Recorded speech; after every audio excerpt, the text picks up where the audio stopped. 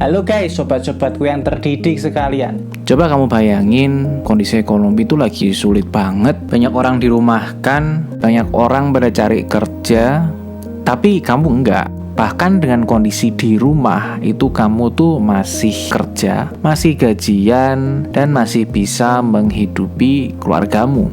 Kamu lihat kanan kiri, orang pada cari kerja dan kamu bersyukur banget karena kamu saat ini masih bisa bekerja di pekerjaanmu yang emang aman banget. Rasanya enak banget kan kalau kamu bisa dapat kerja di pekerjaan yang aman kayak gitu. Jadi di video kali ini gue bakal bahas soal pekerjaan apa yang paling aman, kebal dari kondisi ekonomi, dan kapanpun selalu kerja. Kecuali kalau kalian sakit ya, nggak kerja tentu aja. Oke, sebelum kita mulai video kali ini, buat kamu yang belum subscribe channel ini, jangan lupa buat subscribe channel ini. Buat kamu yang suka video ini, jangan lupa buat like videonya. Buat kamu yang ngerasa video ini bermanfaat buat kamu dan juga temen kamu, jangan lupa buat share video ini. Dan buat kamu yang belum subscribe channel ini, jangan lupa buat subscribe channelnya.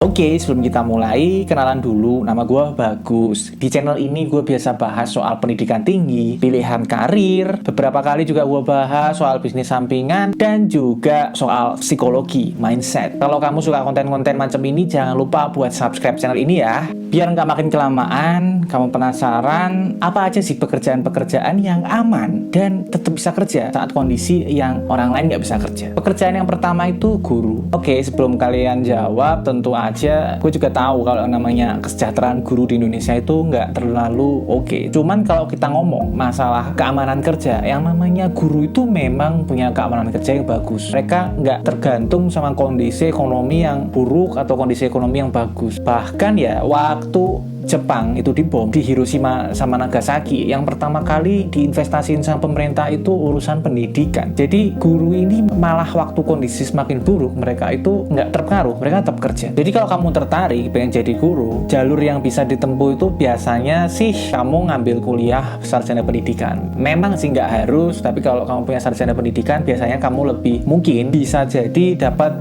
profesi guru. Dan kalau kamu udah jadi guru secara resmi yang diakui Kemendikbud, itu tentu aja pekerjaanmu lebih aman lagi ketimbang yang nggak punya rekognisi dari Kemendikbud kan. Terus yang kedua ada pekerjaan dosen. Ini mirip sama guru, cuman ya kelasnya lebih tinggi karena urusannya pendidikan tinggi, bukan pendidikan dasar. Jadi dosen ini memang pekerjaan yang tetap dibutuhkan ketika kondisi membuat orang nggak bisa kerja. Soalnya kenyataannya kalau orang nggak kerja dan mereka nggak pengen nganggur, yang bisa dilakuin tuh apa? Ya kuliah lagi. Jadi dosen ini jadi pekerjaan yang memang nggak tergantung sama kondisi ekonomi. Tapi ya kamu tentu aja harus pilih-pilih ya jurusan apa yang laku jadi dosen di Indonesia. Jangan ambil jurusan yang jelas nggak laku terus kamu ambil S2 atau S3 buat jadi dosen. Padahal nggak ada program studi yang buka program yang kamu ambil studi lanjutnya. Tapi basically kalau kamu pengen jadi dosen itu ya kamu ambil kuliah studi lanjut S2, S3.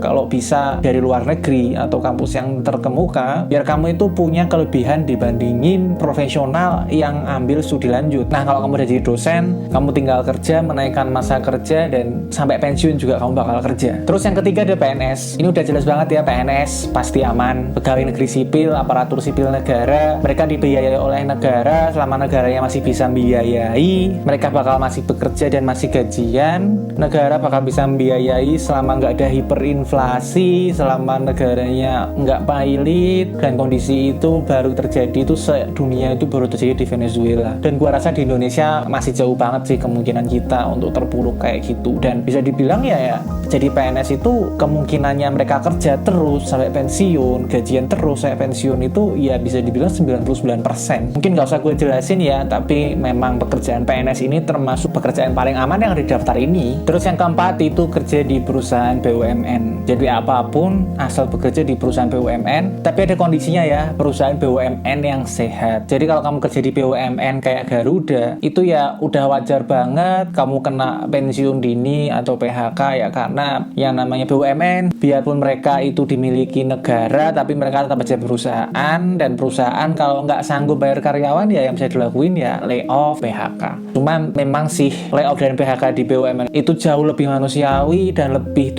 ikut peraturan ketimbang yang dilakuin di perusahaan swasta. Tapi kalau kamu bisa masuk ke perusahaan BUMN yang sehat tadi, contohnya kalau saya di Pertamina, terus ada PLN, ada bank-bank Himbara, itu tentu aja lebih aman, lebih stabil, biarpun kadang-kadang perusahaannya rugi, tapi kemungkinan orang kerja di BUMN untuk di layoff, terutama di BUMN sehat itu kecil banget. Terus yang kelima itu pustakawan atau librarian. Jadi pustakawan ini memang sih kalau kita ngomong perpustakaan rata-rata yang punya negara, tapi pustakawan itu nggak semuanya bekerja sebagai PNS, tapi pustakawan itu memang profesi yang sangat aman, karena ya nggak mungkin arsip, buku-buku yang harganya mahal itu ditinggal tanpa pustakawan. Itu bakal rusak, dan itu adalah harta intelektual yang sangat tinggi nilainya. Jadi pustakawan itu kalau kamu sudah bisa masuk sebagai pustakawan, kemungkinanmu buat keluar atau dipecat itu kecil kalau kamu melakukan kesalahan besar ya. Itu memang jadi alasan kenapa pustakawan ini pekerjaan yang aman banget. Dan kalau kamu tertarik buat jadi pustakawan, jalurnya ya kamu bisa ambil S1 ke perpustakaan atau D4,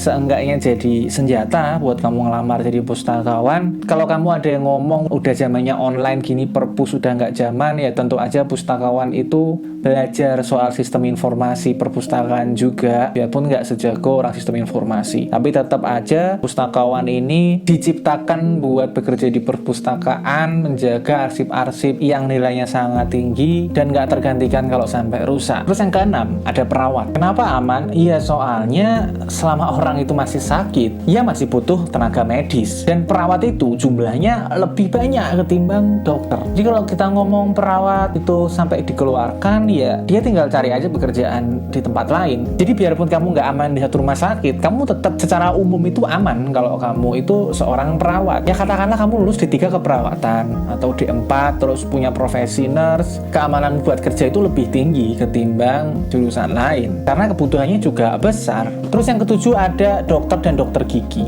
Ini emang dua profesi yang beda ya, cuman intinya ini profesi yang tertinggi di bidang medis. Kebutuhannya itu tinggi sekali di Indonesia terutama, dan masih belum terpenuhi. Apalagi setelah pandemi, kesadaran orang soal kesehatan ini jadi tinggi dan dokter jadi semakin dibutuhkan. Karena semakin dibutuhkan, mereka jadi makin aman. Katakanlah dokter itu kalau sampai nganggur, itu kemungkinan besar karena pilihan mereka sendiri. Ya emang sih buat jadi dokter atau dokter gigi itu kamu harus kuliah kedokteran, dan kuliah kedokteran itu sulit, lama, dan juga mahal. Ya tapi semua itu kembali lagi, profesi dokter ini profesi yang ada dari zaman Black Plague dulu waktu PES sampai sekarang zaman Corona. Jadi ya ini memang profesi sepanjang masa yang memang aman banget. Terus profesi ke-8 ada software engineer. Jadi software engineer itu pekerjaan yang memang lagi naik banget. Butuhannya ada di semua lini ya, karena pekerjaan dia adalah membuat dan maintain software. Perusahaan apa sih yang nggak punya website sekarang? Kalau dia ngaku perusahaan tapi nggak punya website, itu ya bisa dibilang perusahaan zaman old yang udah tinggal nunggu punah aja. Jadi software engineer ini pelakunya, penciptanya, pengembangnya, dan pengelolanya. Software engineer ini terutama yang udah profesional ya, itu selain gajinya besar, mereka itu juga dicari di mana-mana. Buat kamu yang berminat buat jadi software engineer, itu sebenarnya itu nggak butuh loh kamu harus punya katakanlah ijazah S1 informatika atau S1 ilmu komputer, itu nggak harus. Yang penting itu kamu punya keahliannya. Itu yang rada sulit sebenarnya, karena biarpun emang diajari di perkuliahan, tapi nyatanya nggak semua yang lulus teknik informatika itu bisa programming, dan nggak semua yang bisa programming itu lulusan teknik informatika. Terus yang ke-9 ada psikolog. Jadi profesi psikolog ini memang kesini semakin naik banget. Orang semakin sadar kalau sehat itu nggak cuma sehat fisik, tapi juga sehat secara psikologi, secara mental. Dan yang namanya psikolog itu ya orang yang buat menjaga kesehatan mental itu. Memang psikolog itu nggak kayak dokter yang bisa ngeresepin, tapi kenyataannya kalau kamu sampai butuh resep kejiwaan, itu berarti kamu sudah punya gangguan kejiwaan dan harus pergi ke psikiater. Dan orang yang kondisinya kayak gitu itu nggak banyak, dan lebih banyak itu orang-orang yang ada di fase depresi, frustasi yang seperti itu, dan itu jadi orang-orang yang jadi kliennya psikolog. Dan psikolog itu juga jumlahnya nggak besar, karena di Indonesia itu buat jadi psikolog memang nggak semudah profesi lainnya, yaitu dia harus minimal tuh S2. Tapi Tapi nggak bisa dipungkiri yang namanya psikolog itu tetap dibutuhkan, entah di rumah sakit, lembaga assessment. Kalau misalnya kamu tidak bisa bertahan di suatu kantor atau organisasi, ya kamu tinggal pergi aja ke tempat lain. Ya kenapa? Ya karena psikolog itu dibutuhkan banget, dan jumlahnya juga nggak banyak yang psikolog itu. Terus yang terakhir, sebagai apoteker. Ya ini apoteker itu juga salah satu profesi di bidang medis, cuman dia urusannya itu membuat obat. Jadi tidak mengobati tapi membuat obatnya. Apoteker ini ngeracik obatnya, di mana ada apotek itu pasti ada apoteker. Seenggaknya dia tanda tangan, tapi tetap apoteker tuh dibutuhkan.